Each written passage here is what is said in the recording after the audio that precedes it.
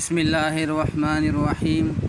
حدیث شریف میں آتا ہے، عبد المالک بن عمیر رحمۃ اللہ علیہ حضور اکرم صلی اللہ علیہ وسلم کا ارشاد نقل کرتے ہیں کہ سورۃ فاتحہ میں ہر بیماری سے شفا ہے۔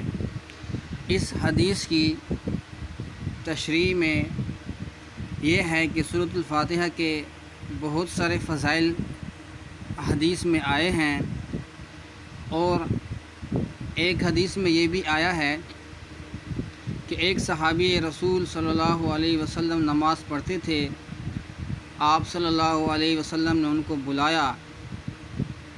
وہ آدمی نماز کی وجہ سے جواب نہ دے سکے۔ جب وہ صحابی رسول نماز سے فارغ ہوئے تو حضور صلی اللہ علیہ وسلم نے فرمایا کہ میرے پکارنے پر جواب کیوں نہیں دیا؟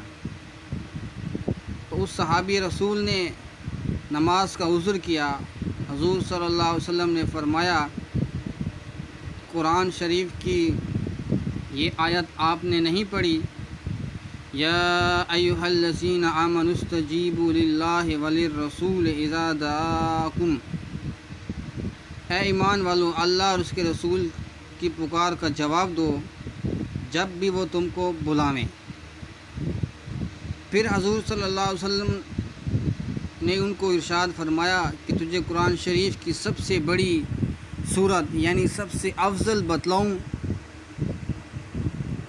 آپ صلی اللہ علیہ وسلم نے ان کو فرمایا کہ سورۃ الفاتحہ کی 7 آیتیں ہیں۔ ان کو سبع مثانی بھی کہتے ہیں، اور یہ اس کو قرآن عظیم بھی کہتے ہیں۔ بعض صوفیاء مشائخ سے منقول ہے کہ جو کچھ پہلی کتابوں میں تھا وہ سب کلام پاک میں آ گیا، اور جو کلام پاک میں ہے وہ سورۃ فاتحہ میں آ گیا، اور جو کچھ فاتحہ میں ہے وہ بسم اللہ میں آ گیا، اور جو بسم اللہ میں ہے وہ اس کی با میں آ گیا۔ اور بعض یہ بھی فرماتے ہیں کہ جنہوں نے یہ اس کے ساتھ اضافہ یہ کیا ہے کہ جو کچھ با میں ہے وہ اس کے نقطے میں آ گیا ہے۔ اور دوسری روایت میں یہ بھی آتا ہے کہ آپ صلی اللہ علیہ وسلم نے ارشاد فرمایا ہے، قسم ہے اس ذات کی جس کے قبضے میں میری جان ہے، کہ اس جیسی صورت جو سورۃ فاتحہ نازل ہوئی ہے، نہ تورات میں نازل ہوئی، نہ انجیل میں، نہ زبور میں، نہ بقیہ قرآن پاک میں۔ مشائخ نے لکھا ہے کہ اگر اس صورت کو ایمان اور یقین کے ساتھ پڑھے تو ہر بیماری سے شفا ہوتی ہے، چاہے وہ بیماری دنیاوی ہو، دینی ہو، ظاہری ہو، باطنی ہو۔ جس قسم کی بھی بیماری ہو تو اللہ پاک اس سے آپ کو شفا دیتے ہیں، یقین کے ساتھ انسان پڑھے تو۔ اور بعض کتابوں میں یہ بھی وارد ہے کہ صحابہ نے سانپ کے بچھو کے کاٹے ہوئوں پر اور مرغی والوں پر سورۃ فاتحہ پڑھ کر دم کیا تھا، اور آپ صلی اللہ علیہ وسلم نے اس کو جائز بھی رکھا۔ اور ایک روایت میں یہ بھی آتا ہے کہ صاحب بن یزید رضی اللہ تعالیٰ عنہ پر حضور صلی اللہ علیہ وسلم نے اس سورت کو دم فرمایا، اور یہ سورت پڑھ کر لعاب مبارک درد والی جگہ کے اوپر لگایا تو اس کو اللہ تعالیٰ نے شفا دی۔ اور ایک روایت میں یہ بھی آیا ہے کہ جو شخص سونے کے ارادے سے لیٹے اور سورۃ فاتحہ اور سورۃ اخلاص پڑھ کر اپنے اوپر دم کرے، موت کے سوا ہر بلا سے وہ آدمی امن پاوے گا۔ اور ایک روایت میں یہ بھی آیا ہے کہ جو سورۃ فاتحہ ثواب میں 2/3 قرآن کے برابر ہے۔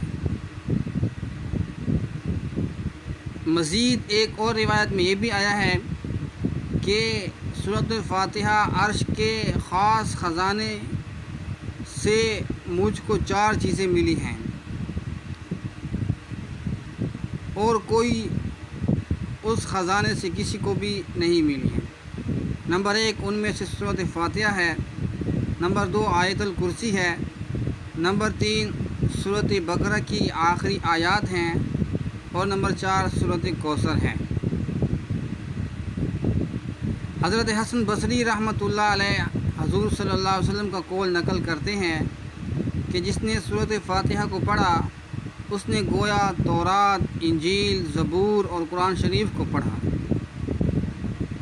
ایک روایت میں یہ بھی آیا ہے کہ ابلیس شیطان کو اپنے اوپر نوحہ اور زاری اور سر پر خاک ڈالنے کی 4 مرتبہ نوبت آئی ہے۔ نمبر 1 جب اس کے اوپر لعنت ہوئی، دوسرے نمبر پر جب اس کو آسمان سے زمین پر ڈالا گیا، تیسرے نمبر پر جب آپ صلی اللہ علیہ وسلم کو نبوت ملی، اور چوتھے نمبر پر جب سورۃ فاتحہ نازل ہوئی۔ اور ایک روایت میں مزید یہ بھی فرمایا گیا ہے کہ مسلم شریف کی ایک حدیث میں ہے کہ ابن عباس رضی اللہ تعالی عنہ سے روایت ہے کہ حضور صلی اللہ علیہ وسلم ایک مرتبہ تشریف فرما تھے۔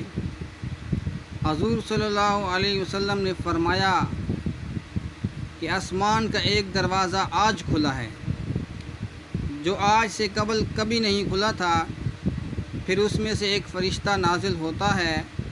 حضور صلی اللہ علیہ وسلم نے فرمایا یہ ایک فرشتہ نازل ہوا جو آج سے کبھی نازل نہیں ہوا تھا۔